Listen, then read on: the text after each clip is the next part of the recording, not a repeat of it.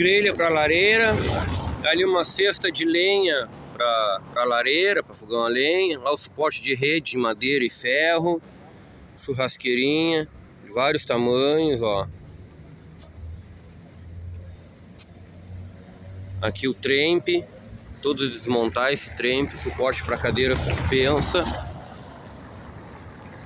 Aqui mais uma lareira, essa aí a madeira é grápia, tá? Por isso que ela é mais cara um pouco. Aqui tem outra lareira, suportezinho para disco de arado, lareira. Aqui é para botar em lareira, um disquinho de arado e uma grelha.